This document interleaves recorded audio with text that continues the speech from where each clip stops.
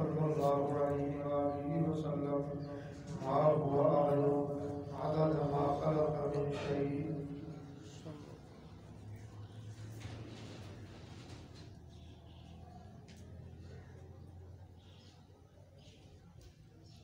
قال يا بني إني أرى في المنام. قال کہا یا بنیا اے میرے بیٹے انی ارا میں نے دیکھا ہے فی المنام خواب میں انی میں اذبحک کا ذبح کر رہا ہوں تجھے فانظر ماذا ترا فانظر تو سوچ کر بتا ماذا ترا تیرا کیا خیال ہے. قال یا ابت فعل ما تؤمر. قال کہا یا ابتی اے ابا جان افعل وہ کام کریں ما تؤمر جس کا آپ کو حکم دیا گیا ہے. ستجدنی تو ضرور پائیں گے آپ مجھے انشاءاللہ اگر اللہ نے چاہا من الصابرین صابروں میں سے. فلما اسلما وتلہ للجبین فلما پھر جب اسلما سر تسلیم خم کر دیا ان دونوں نے وتلہ اور لٹا دیا اسے ابراہیم نے للجبین ماتھے کے پر. ونادیناہ یا ابراہیم ونادیناہ آواز دی ہم نے اسے یا ابراہیم اے ابراہیم قد صدقت الرؤیا قد بلا شبہ صدقتا سچ کر دکھایا الرؤیا تو نے اپنا خواب انا کذالک نجزی المحسنین انا بے شک ہم کذالک ایسی ہی نجزی جزا دیتے ہیں المحسنین اپنے محسنوں کو. ان ھذا لہو البلاء المبین انا بلا شبہ ھذا لہو یہی تھی البلاء المبین ایک کھلی ہوئی آزمائش.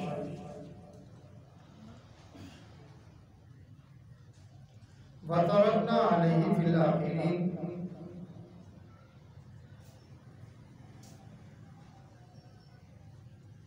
وفدیناہ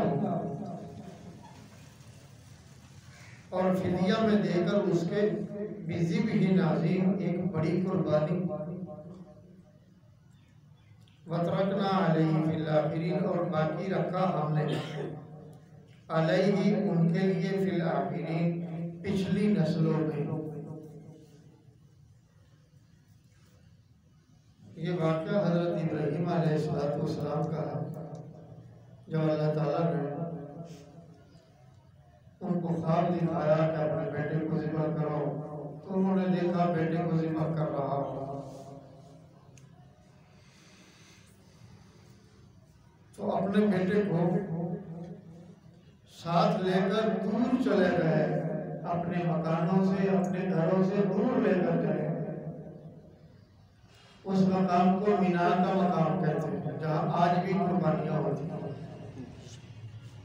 وہاں جا کر پھر حضرت نے اپنے بیٹے کے ساتھ مشورہ کیا. عمر کا اختلاف ہے کوئی کچھ کہتا ہے کوئی کچھ کہتا ہے مگر قرآن نے صرف اتنی بات کہی ہے جب بچہ چلنے پھرنے سمجھنے سوچنے تیزی کے ساتھ دوڑ دھوپ کرنے والا ہو گیا اس وقت ان کا دور ہو تھا.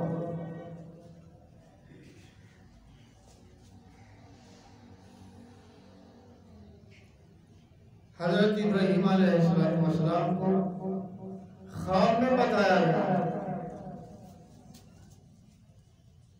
اور حضرت نے خود بھی یہی ارشاد فرمایا انی ارا فی المنام میں نے خواب میں دیکھا. منام کے معنی خواب کے ہیں اور پھر ارشاد ربانی کیا قد صدقت الرؤیا جو کہا تھا تو نے کہا دکھایا رؤیا بھی خواب کو کہتے ہیں.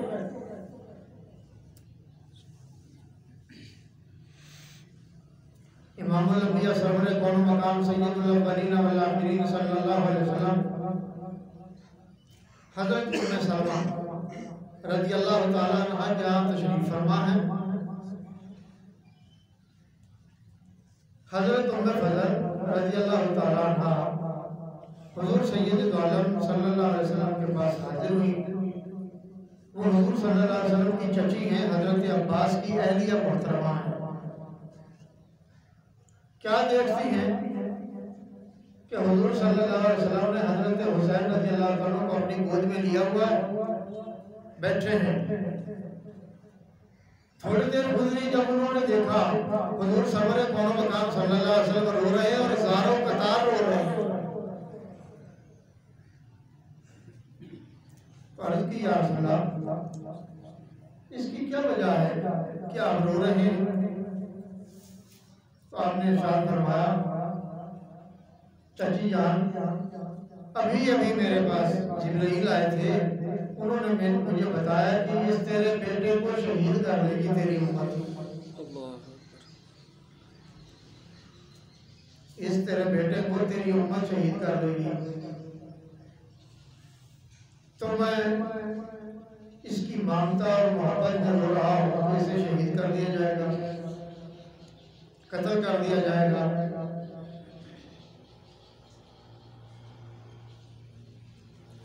حضرت ابراہیم علیہ السلام کو اللہ نے خواب میں دکھایا، اپنے بیٹے کو ذبح کر رہے ہیں اور وہ بیٹے سے مشورہ کر رہے ہیں۔ حضور سرور کون و مقام صلی اللہ علیہ وسلم نے کوئی مشورہ کسی سے نہیں کیا۔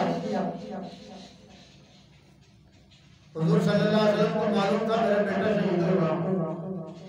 یہی وجہ ہے کہ امام الانبیاء سرور کون و مقام صلی اللہ علیہ وسلم جب کبھی حضرت سیدنا امام حسین رضی اللہ تعالیٰ کو اپنی گود میں اٹھاتے ان کے پیٹ پر بوسہ دیتے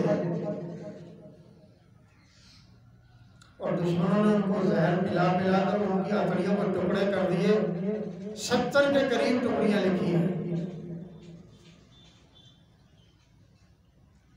اور سیدنا حضرت امام حسین رضی اللہ تعالیٰ کو جب اپنی گود مبارک میں اٹھاتے تو ان کی گردن پر بوسے دیتے تھے۔ معلوم ہوا جس کے پیٹ پر بوسے دیے اس کے پیٹ میں زہر نے اثر کیا، وہ دستوں کے ساتھ شہید ہو کر دنیا سے چلتے بنے، اور جس کی گردن پر بوسہ دیا وہ تلوار و خنجر اور تیروں کے ساتھ دنیا کو دار مفارقت دے کر چلتے بنے اور فردوس بری میں جا بسے۔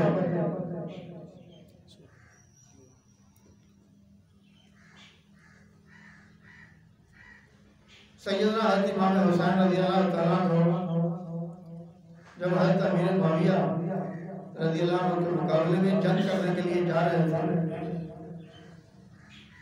جس کو جنگ نہروا کہتے ہیں، جنگ سفین کہتے ہیں، جنگ نہروا خارج کے ساتھ ہوئی، جنگ سفین حضرت امیر معاویہ کے ساتھ ہوئی، اور اللہ کی قدرت یہ بھی دریائے فرات کے کنارے جنگ ہوئی۔ جنگ سفین بھی دریائے فرات پر ہوئی اور جنگ نہروا بھی اس کے قریب ہے۔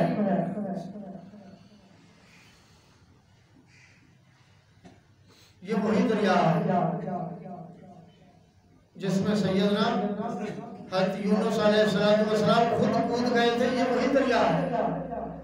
یہ کربلا عراق کا یہ علاقہ یہی کل نینوا کہلواتا تھا، آج کربلا کے نام سے مشہور ہے۔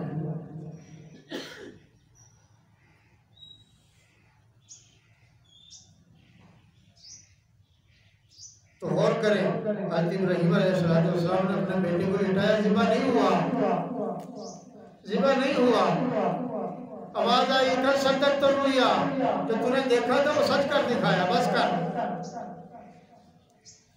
اور نتیجہ اس کا کیا ارشاد فرمایا؟ نتیجہ اس کا یہ ارشاد فرمایا اِنَّا كَذَلِكَ نَجْزِي الْمُحْسِنِينَ وَفَدَيْنَاهُ بِذِبْحٍ عَظِيمٍ وَتَرَكْنَا عَلَيْهِ فِي الْآخِرِينَ۔ آئندہ آنے والی نسلوں کے لیے ہم نے ان کے بدلے میں جو فدیہ دیا ہے ان کی یاد کو باقی رکھا ہے، ان کی یاد کو باقی رکھا ہے۔ یاد رکھو اگر حضرت اسماعیل علیہ السلام ذبح نہیں ہوئے تو ان کی یاد کو اللہ نے باقی رکھا ہے۔ امام الانبیاء صلی اللہ علیہ وسلم کے بیٹے حضرت حسین اور حسن کی یادوں کو بھی اللہ نے باقی رکھا، وہ بھی قیامت کی صبح تک یادیں باقی رہیں۔ بے شک امام الانبیاء مقام صلی اللہ علیہ وسلم ارشاد فرماتے ہیں، حضرت برہ بن عازب رضی اللہ تعالیٰ عنہ اس کے راوی ہیں، اور امام ترمذی نے کہا ھذا حدیث صحیح، ھذا حدیث حسن صحیح، یہ حدیث صحیح بھی ہے حسن بھی ہے۔ فرماتے ہیں امام الانبیاء سرور مقام صلی اللہ علیہ وسلم نے ارشاد فرمایا، دونوں صاحبزادوں کو اپنی طرف آتے دیکھا تو آپ نے ارشاد فرمایا، اللہم انی احبہما فاحبہما، یا اللہ، اللہم اے میرے اللہ، انی احبہما، میں ان دونوں سے محبت کرتا ہوں، فاحبہما، یا اللہ تو بھی ان سے محبت کر، سبحان اللہ، یا اللہ میں ان سے محبت کرتا ہوں تو بھی ان سے محبت کر۔ دوسری حدیث میں ہے کہ یا اللہ جو ان سے محبت کرے تو ان سے بھی محبت کر۔ سبحان اللہ، گویا جس نے اللہ کا محبوب بننا ہے وہ ان حضرات سے محبت کر لے، اللہ اس کو خود ہی محبوب بنا لیں گے۔ امام الانبیاء سرور کون مقام صلی اللہ علیہ وسلم نے دعا کی ہے اور آپ کی دعا ہر مقبول دعا ہے، بے شک، سبحان اللہ، اللہ ماشاءاللہ۔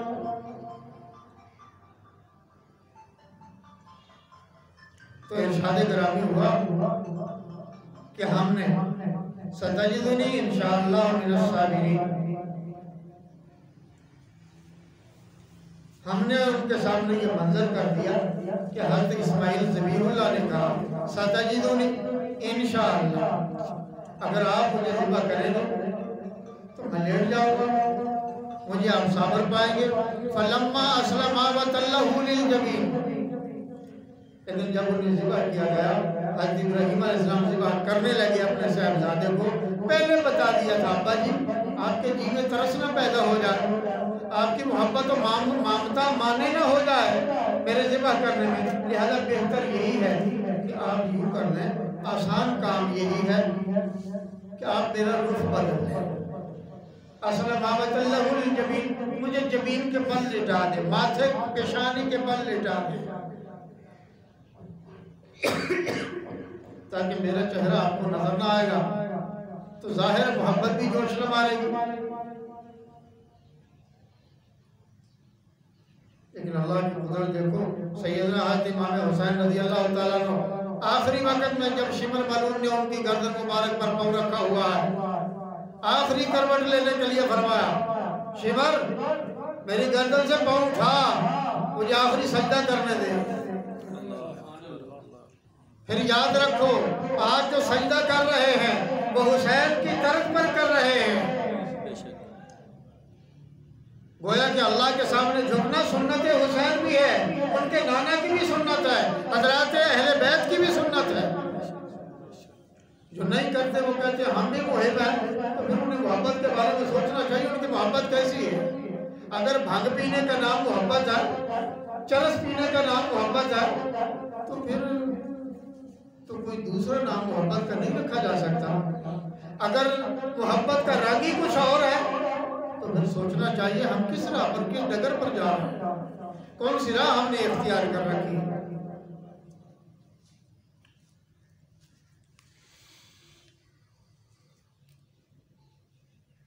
اور اللہ کی قدرت دیکھو، ایک صاحبزادہ وہ بھی باپ سے کہہ رہا مجھے ادھر لٹا دے، آپ کی محبت، آپ کو مجھ پر ترسنا ہے۔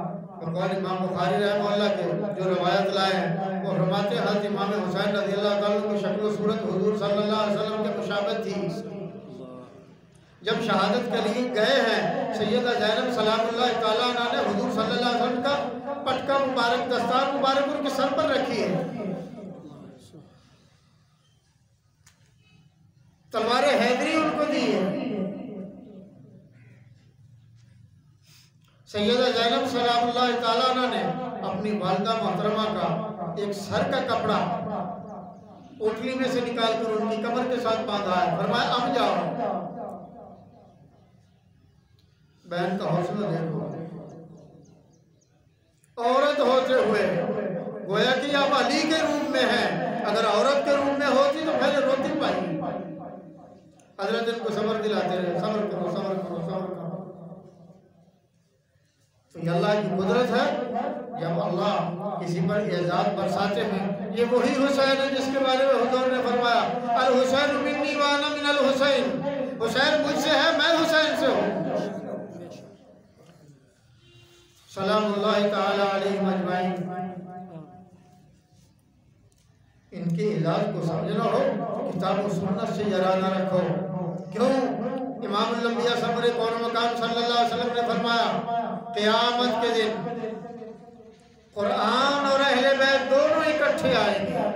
मालूम हुआ ना कुरान जुदा है ना अहले बैत जुदा है, अहले बैत के साथ कुरान है, कुरान के साथ अहले बैत है। सुभान अल्लाह। कोई कहे अहले बैत की मोहब्बत नहीं, कुरान समझ में आगे नहीं आ सकता। मोहब्बत की राह इख्तियार कर, फिर कुरान समझ में आए। अल्लाह सुब्हानहू व तआला मुझे आपको हज़रात अहले बैत की मोहब्बत अता फरमाए और इनकी मोहब्बत इस उम्मत के लिए बहुत बड़ी निजात है।